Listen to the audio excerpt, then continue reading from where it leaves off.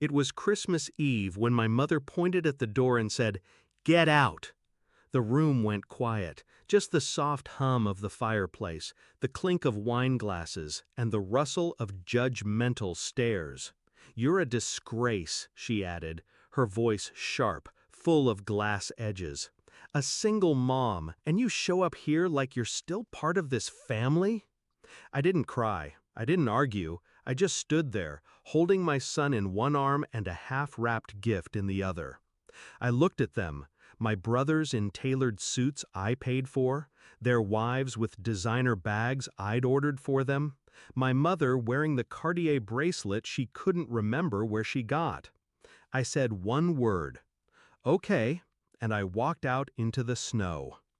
5 years earlier, they were all living in cramped apartments, dodging debt collectors, blaming life for their mediocrity. And me? I was grinding, coding through contractions, taking meetings while breastfeeding. Turning a tech idea into a billion-dollar valuation wasn't glamorous, it was war. And when my company, Aurora Systems, finally exploded, they came crawling. "We always knew you'd make it. It's so inspiring what you've done for a single mother." I let them in, bought them homes, gave them salaries they never earned, called it family payroll, loyalty tax, I told myself. But the more I gave, the more entitled they became. They'd whisper when I walked into the room, roll their eyes when I mentioned the company, criticize my parenting, mock the fact that my son's father disappeared before the baby was born. Still, I stayed quiet. Until Christmas Eve.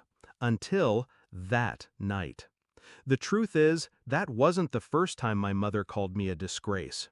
She said it the night I told her I was pregnant. "You'll ruin yourself. You're nothing without a man."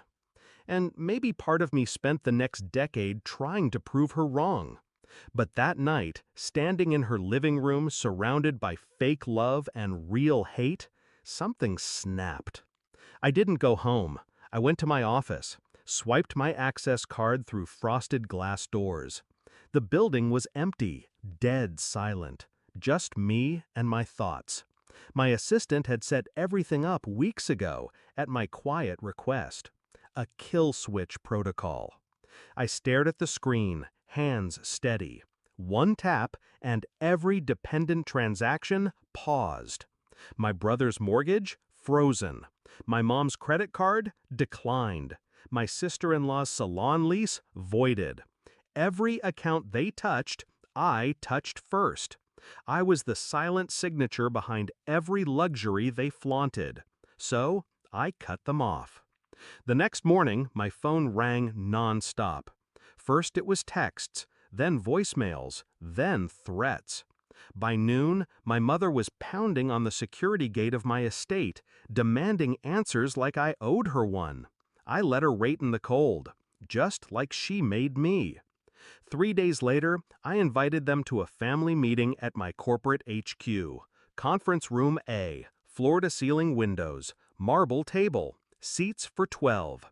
They came dressed down this time, no designer brands, just panic. My mother spoke first. "How dare you humiliate us like this?" I looked her straight in the eye. "You humiliated yourselves."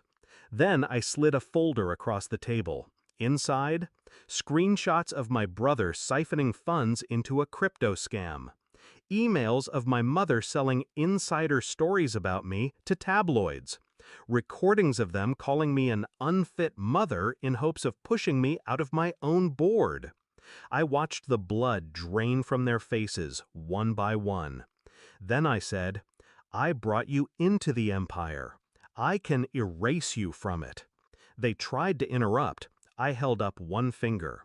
"For years, I let you eat at my table. You mocked me with full mouths, called me weak, unstable, alone." I stood, slow and deliberate. But I'm not alone. I have an army of lawyers, a team of executives, and a board that trusts me.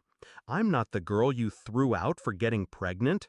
I'm the woman who built an empire while you were too busy counting my money.